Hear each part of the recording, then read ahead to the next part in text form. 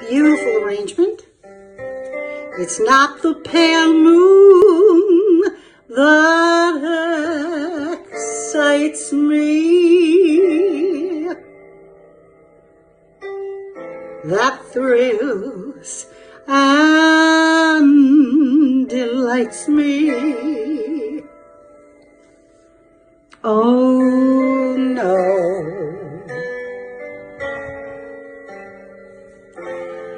it's just the nearness of you.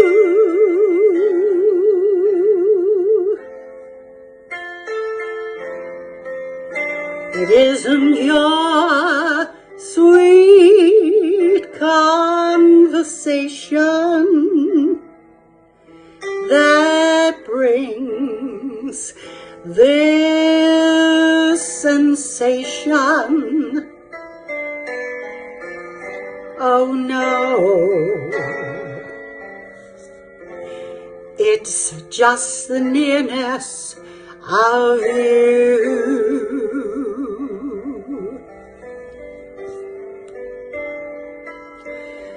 When you're in my arms and I feel you so close to me, oh, my wildest dreams came true.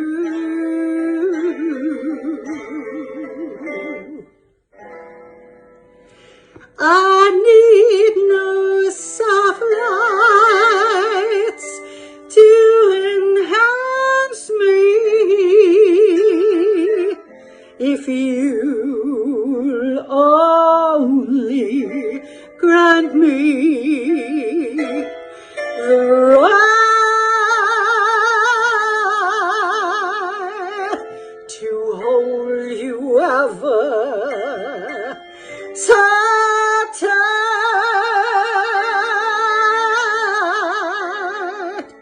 and to feel in the night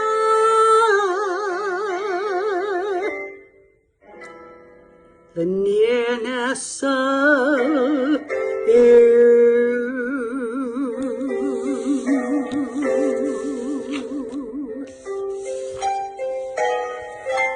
Ti voglio bene, il nipotino.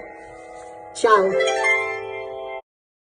We are here today with the talented Denise Neri, singer, actress, and director extraordinaire, as far as I'm concerned. Denise, it's a pleasure to have you on, and I have a few questions for you for our audience. How did you actually start singing? How did you get involved with music? Now, I know you came from a pretty musical family. My father's sister was an opera singer, and my father's family was from Abruzzi, and they were all talented. All the men played the piano. All the men sang. Nessun Dorma was every Sunday. And my aunt sang professionally opera. So I'm certain that I got the talent from her.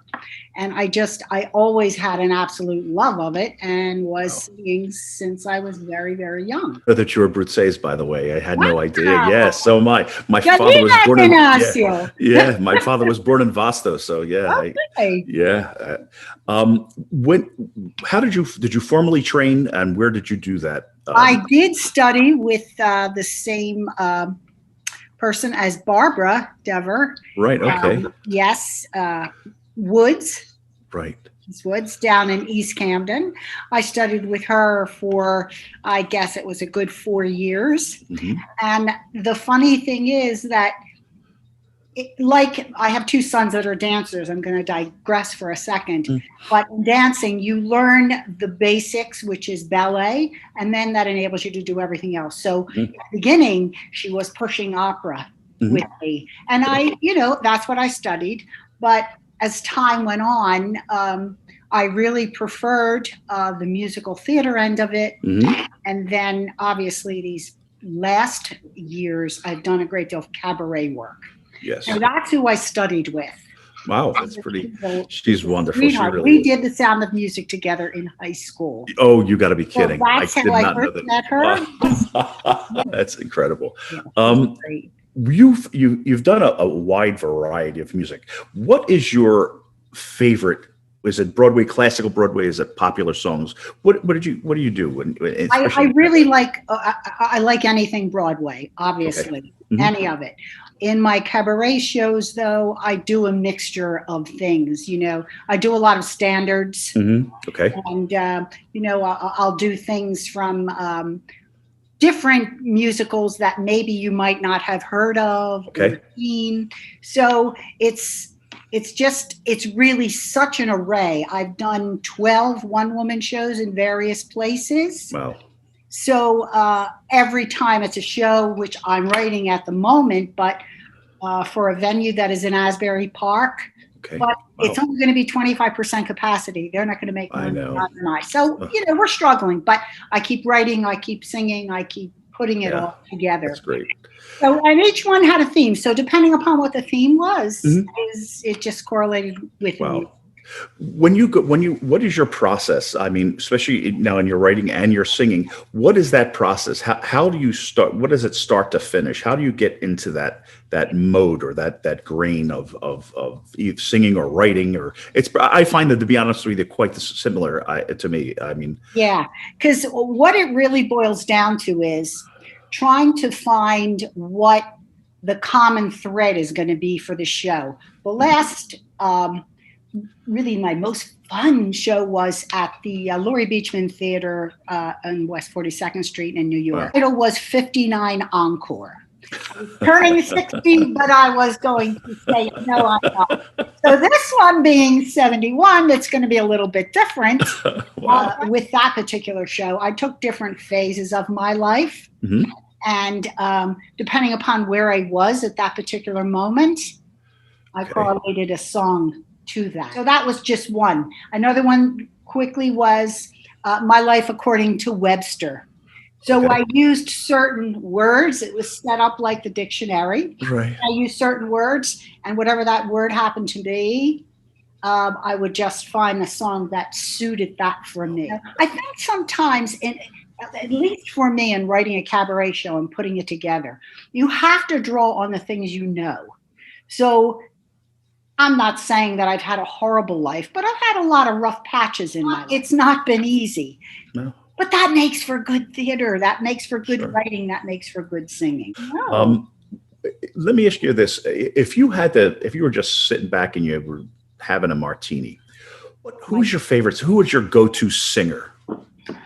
Well, I always adored Barbra Streisand. Mm-hmm. Absolutely adored her. We had, it's very funny. There was just so much in common. She had a son, Jason, who is gay, that has a magnificent voice, as does my son, Jason, have a magnificent voice. And a talented pianist, by the way. Well, yeah. For every one of my shows, he's my vocal and musical director. Yeah. Right now, I just had to talk to him for a minute.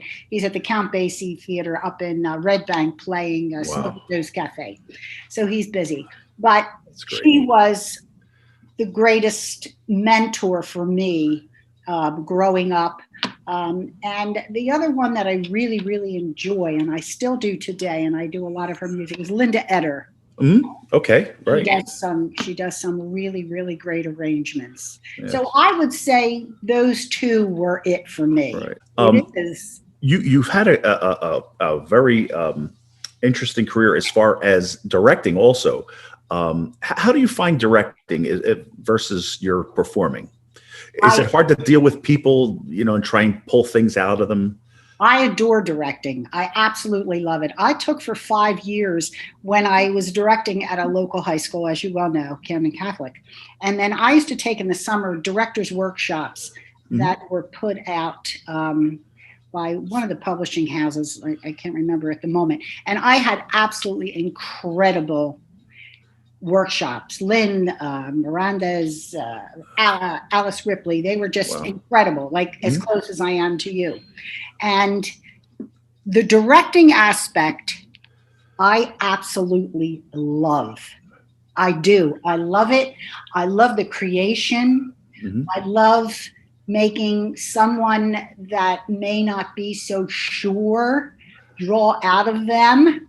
Your son Richard, case in point. I was, I have to tell you the story. I loved it. You have to tell this story because this is the best.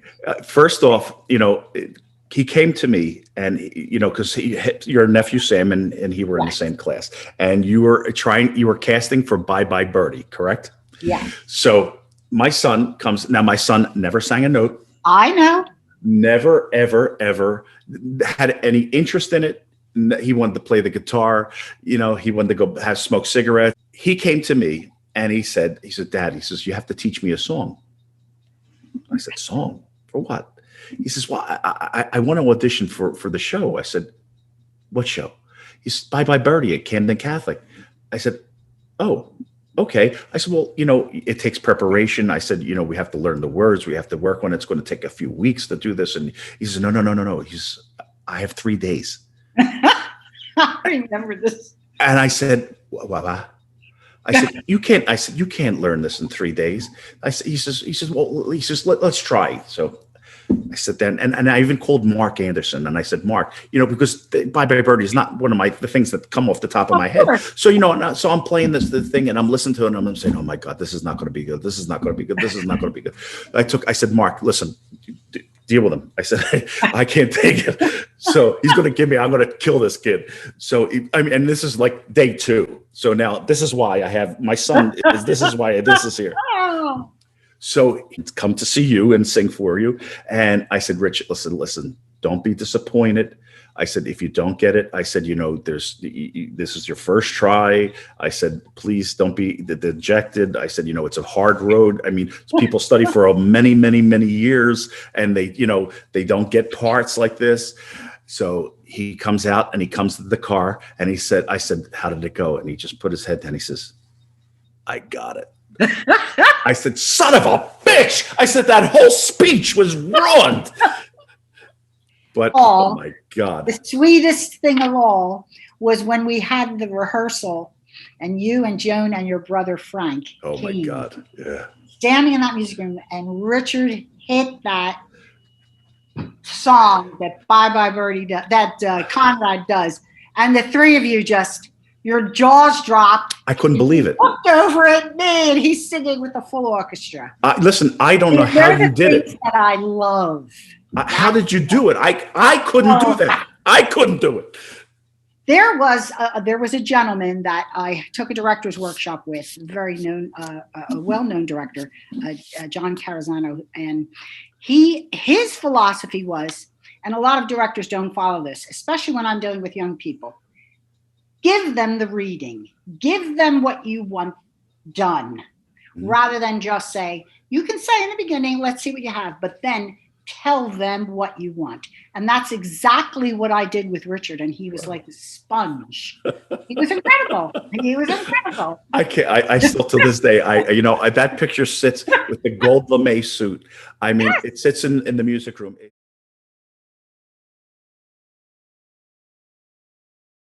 It was, listen, and I was sitting there, and I have to be honest, I was on the edge of my seat, biting my nails. I wasn't as nervous if I was singing. I wouldn't be that nervous. He was but it was a marvelous production. I never like to classify anything as just a high school production. I would always say to them, because what I worked with were professionals. My 2 sons were the choreographers. Right. Of course, right. They danced professionally, and Jason. I just said this to Barbara. I said, my father wasn't musical at all. My father couldn't even whistle. He couldn't whistle a tune, had no musical knowledge whatsoever. He loved music, he appreciated it, but had no musical background whatsoever.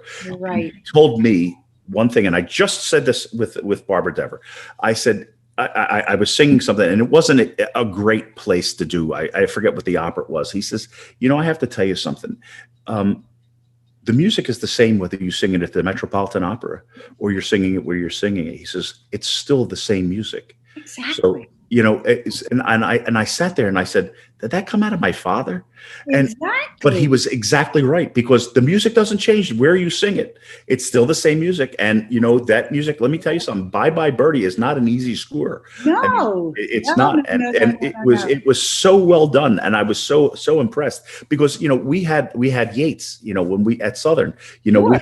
and we did the same thing. And let me tell you something, I was so happy that they did that, especially with young kids. I mean, to give them that experience so young makes a total difference. Absolutely. And you know, I say this all the time. Teachers like you and Yates, if it weren't for you people standing there and doing that and putting the time in, I would have never had a place in school. I wasn't a sports person. Right. I wasn't a genius by any stretch of the imagination, but you gave me us a place to fit in.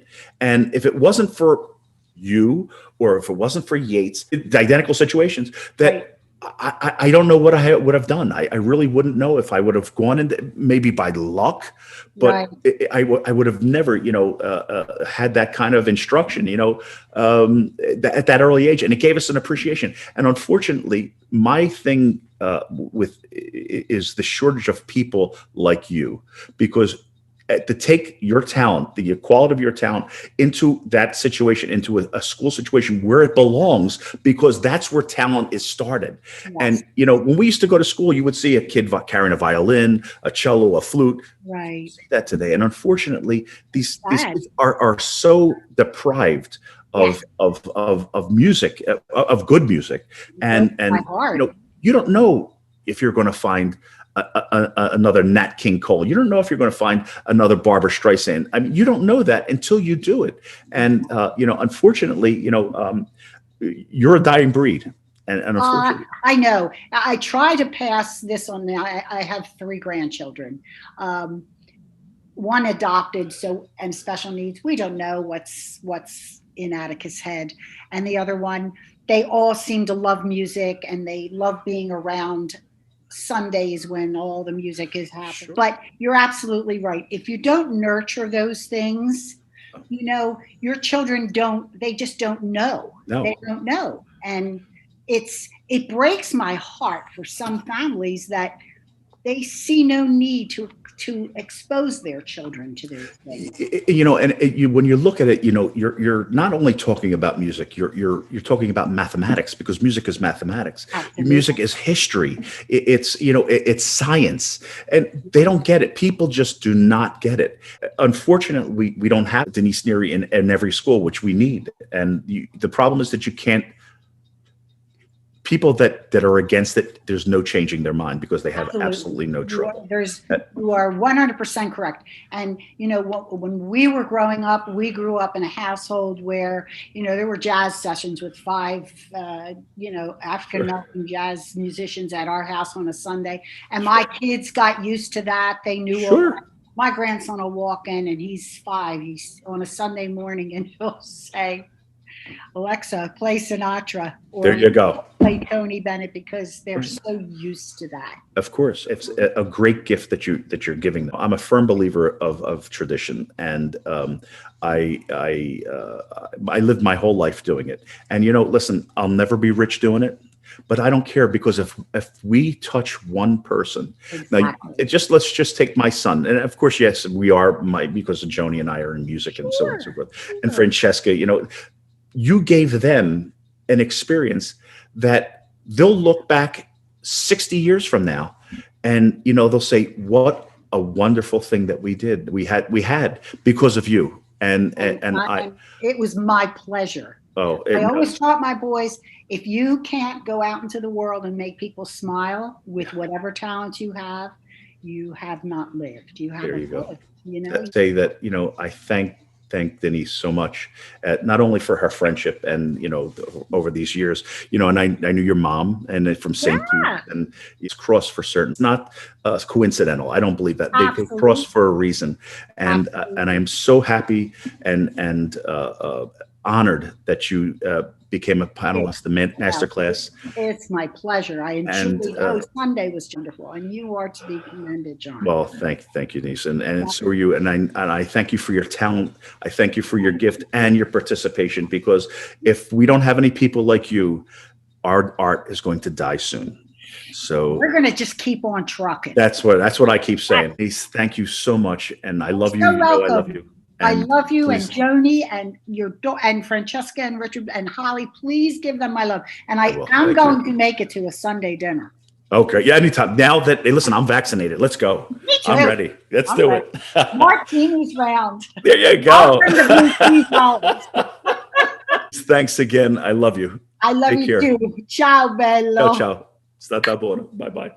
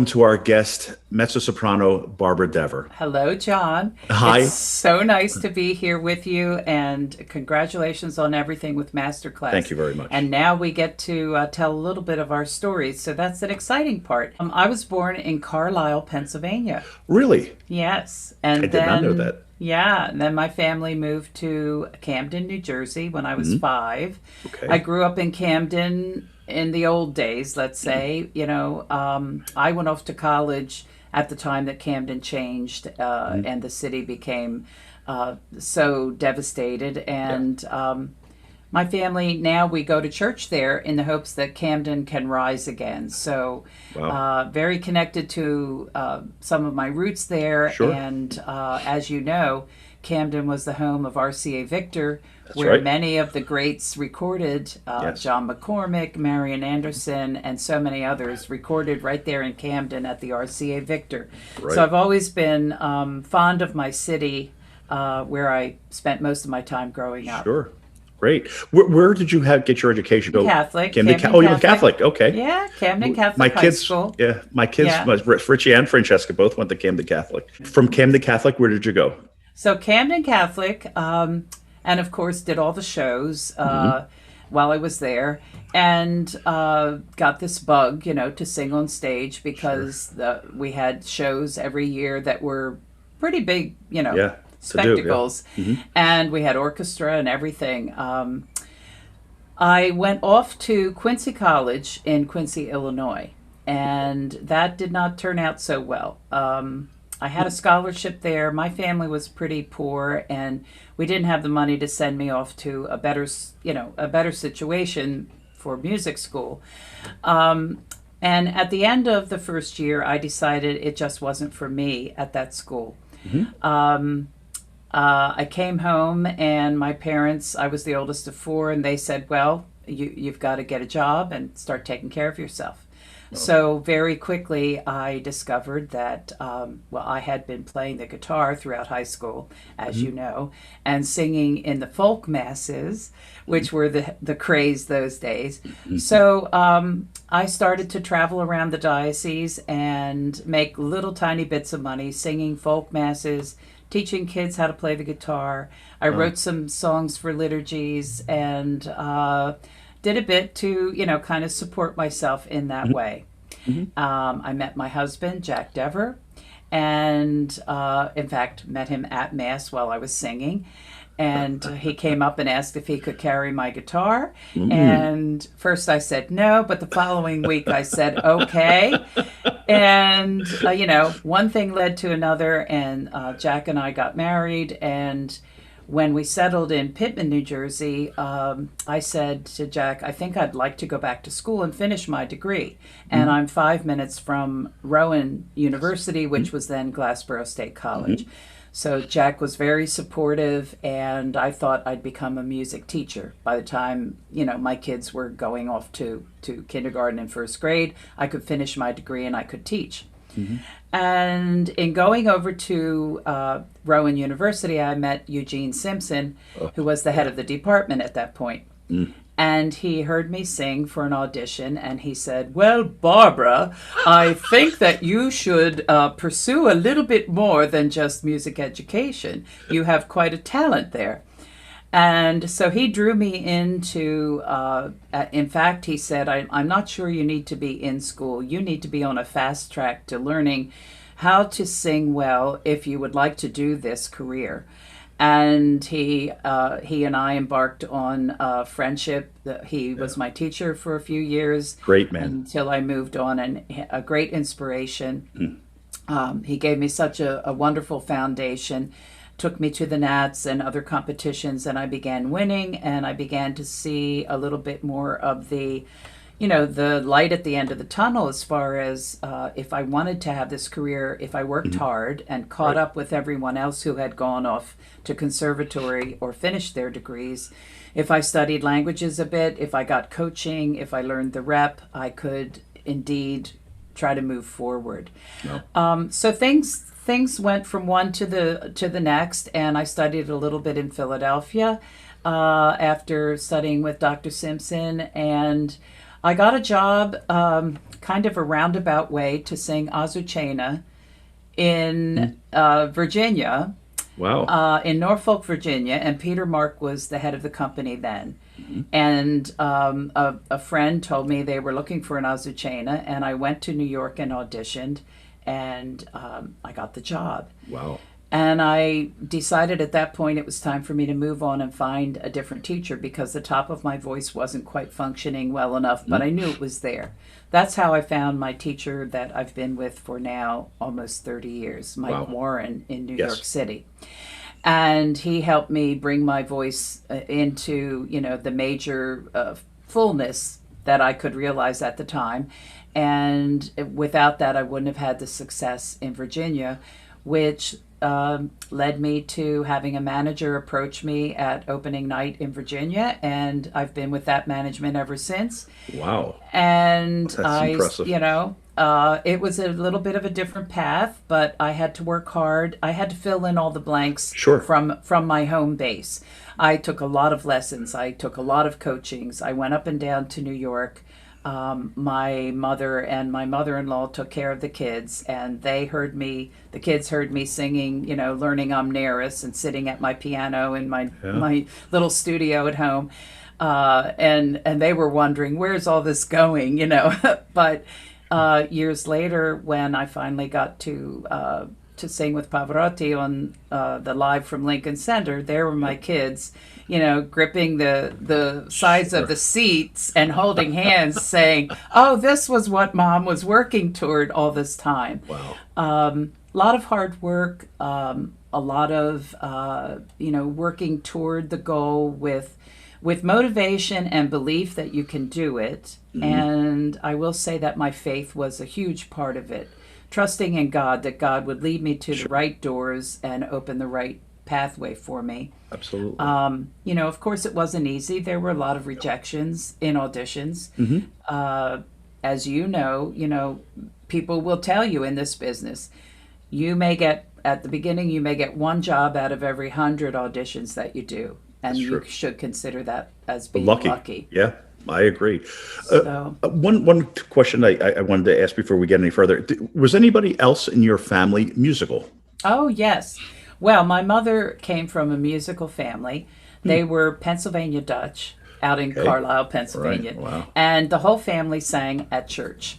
And she had, two sisters and two brothers, and they all sang, and they formed a quintet. So she learned music from a very early age, and she went off to take lessons with her older sister, who actually studied with Clara Case Bowman, who was a famous teacher in Philly at the time. Yeah. We're talking a long time ago. Clara Case Bowman taught Nelson Eddy at one point. So when it was time for me to take some lessons when I was in high school, my mom and my dad sent me off to see Clara, who was then in her 80s. Jeez. And she gave me a wonderful foundation at the beginning too. And she was the one who said to me, you won't know what your voice is for a long time, because I think you have a special voice. So trying to fit into the peg hole of a soprano coming out of high school, going off to Quincy College, where they said, you're a soprano. It didn't feel good. I didn't have the right training. And then Gene Simpson was the one who said, I think you can be a poor soprano, or you may just be a dramatic mezzo in the making. And that would be something that's rare and worth pursuing.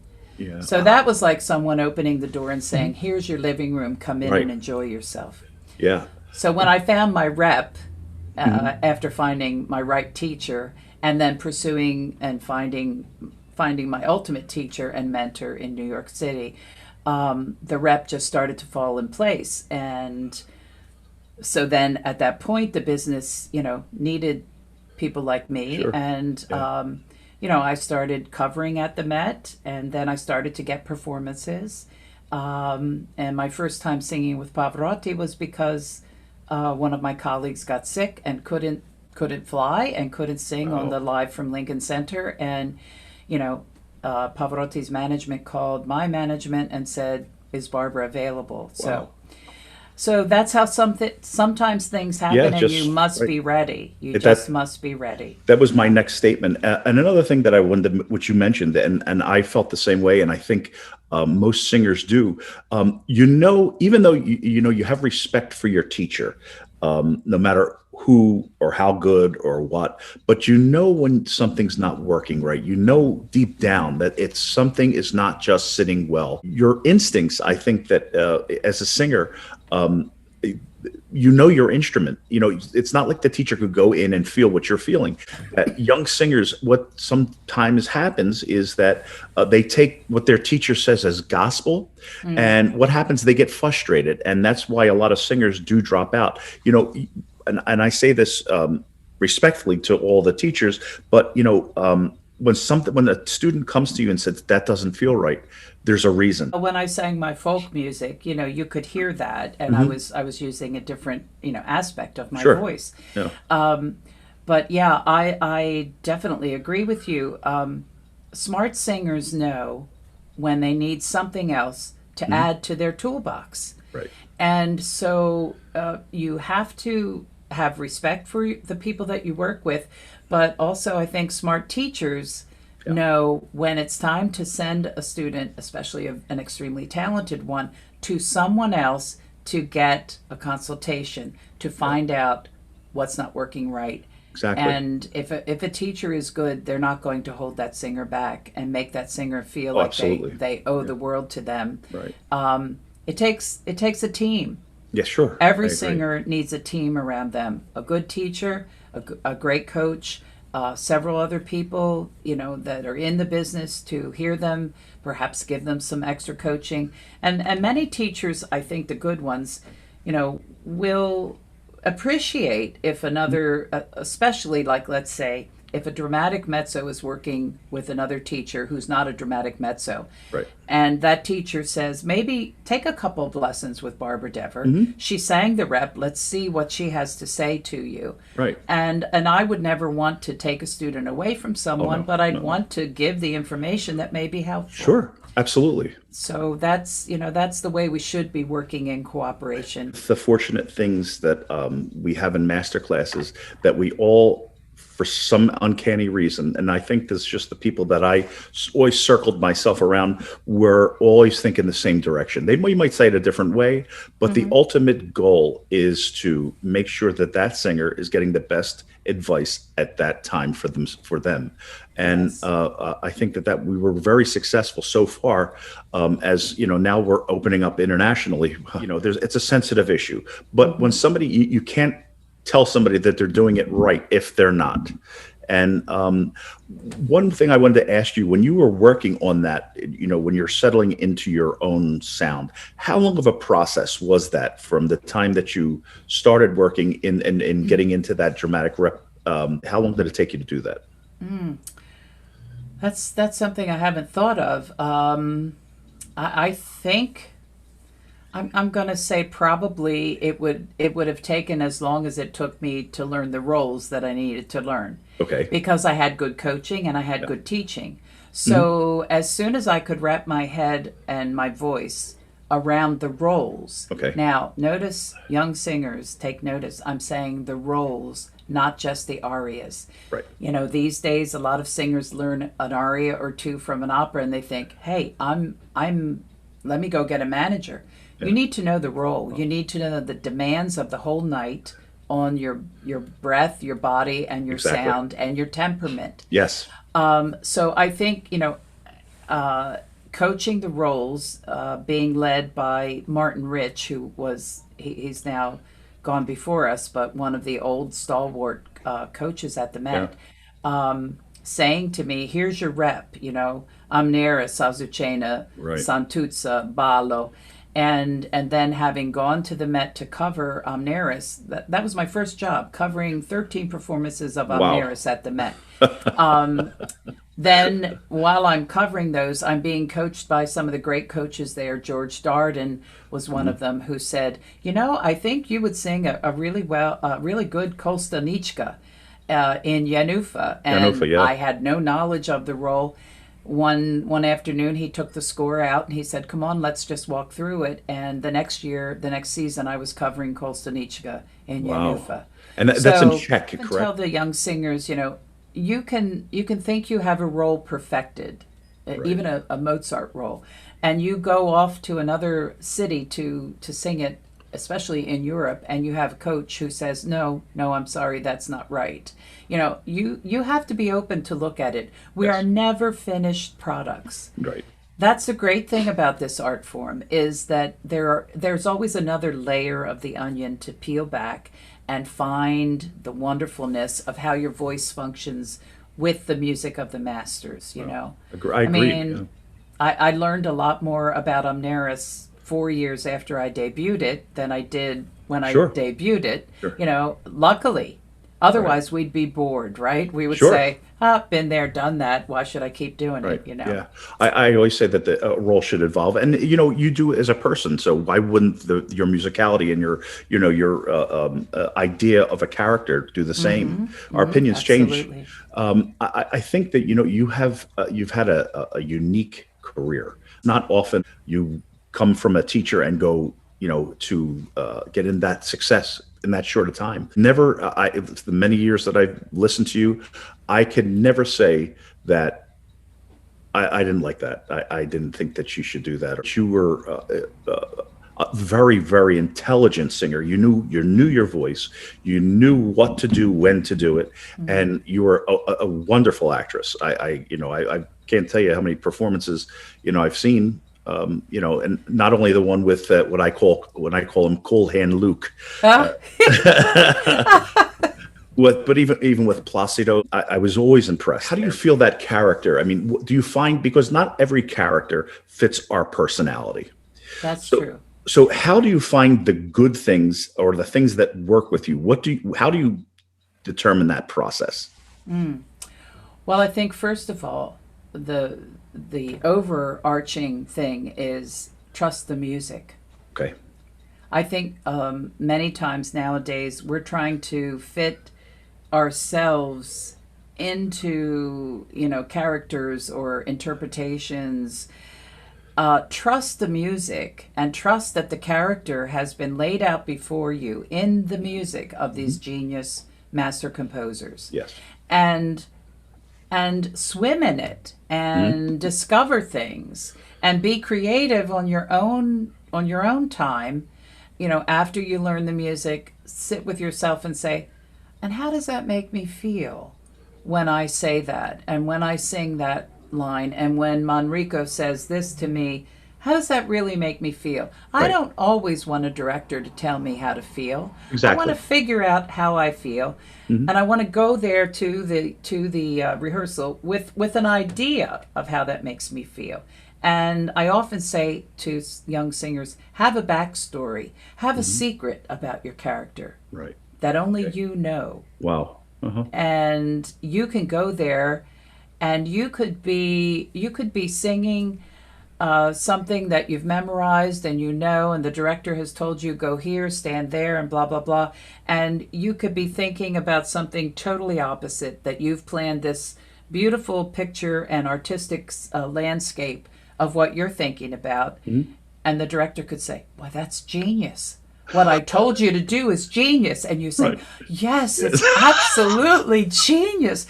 I can't believe how I feel. Now, I must say, I have to say, I've loved all the directors that I've ever worked with. Great. But one of them actually taught me that secret and said, go ahead, Okay. make it up, because you've got to have something inside that lives and breathes when a director tells you then what they want to layer on top of that. Yes.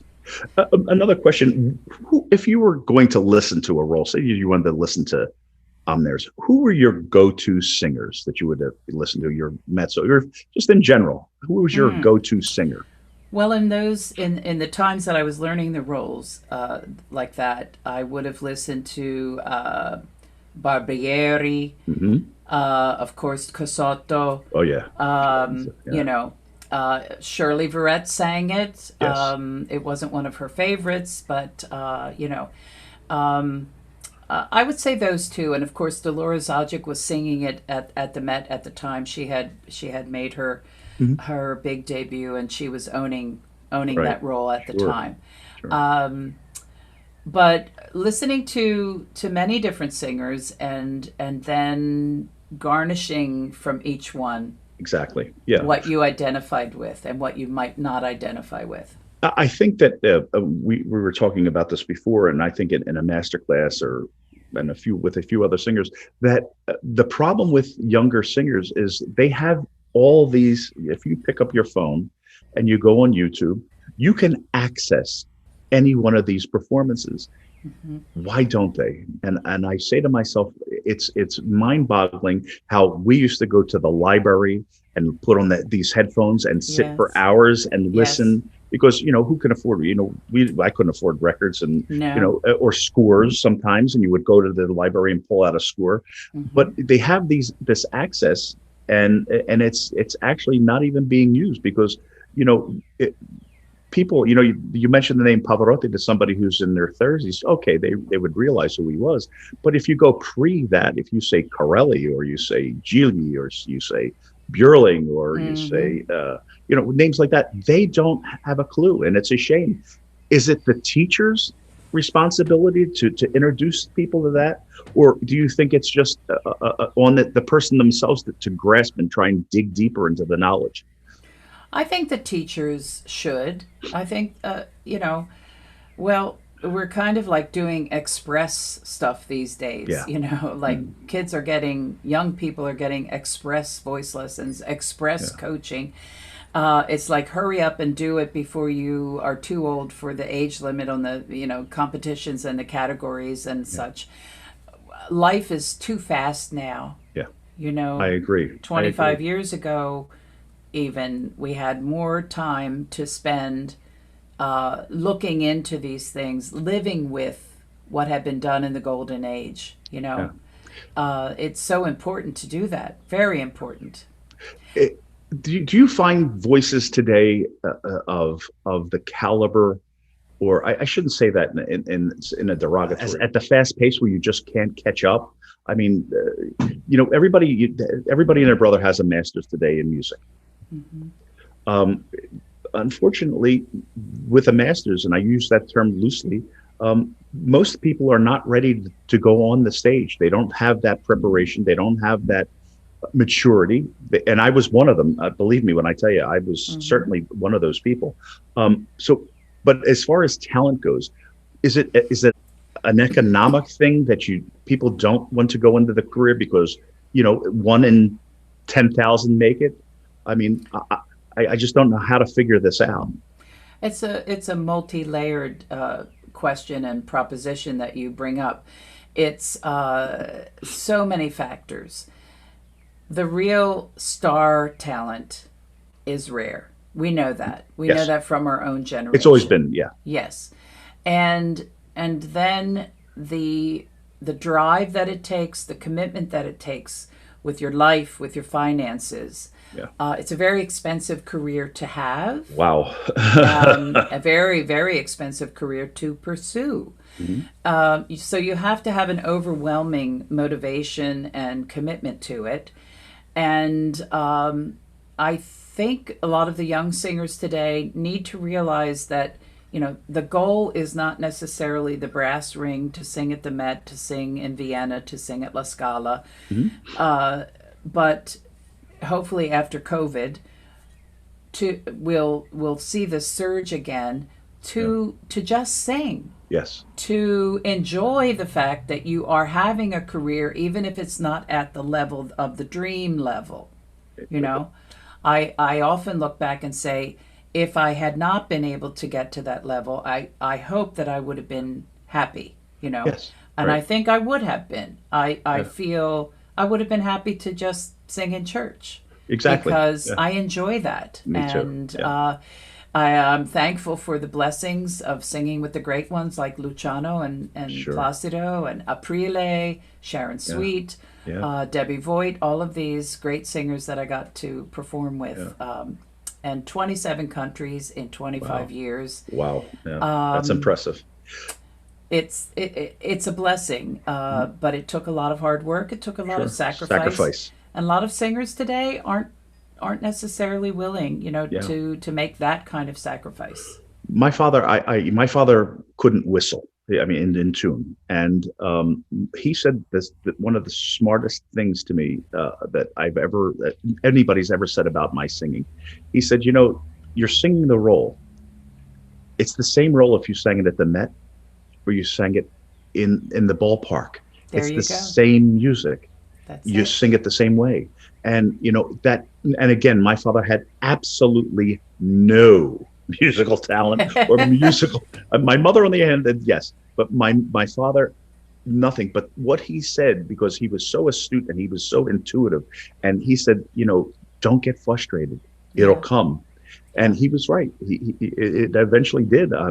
But I think that the problem today is that there's too much too soon, and we're always looking for these wunderkinds that are popping up. The problem is that the longevity of their career is not as extensive as some of the older singers, and and I blame this partially on the directors, because today everything is in HD, and if you're somebody who's wants to have that movie star look, you're not going to look at this picture right here and say, wow, that's Rock Hudson. So I think that has a lot to do with it. And unfortunately, in my opinion, and I know I'm going to catch a lot of crap for this, is that the voice gets sacrificed and the art gets sacrificed. Yes. And my goal and my mission with Masterclass and having friends and people who were there and have done it, to show people and show these younger singers that there is light at the end of the tunnel, but there is a lot of work that has to be done before you get to put your foot on that stage to open your mouth. That's And true. Barbara, and I say this with all my heart, I love you to death.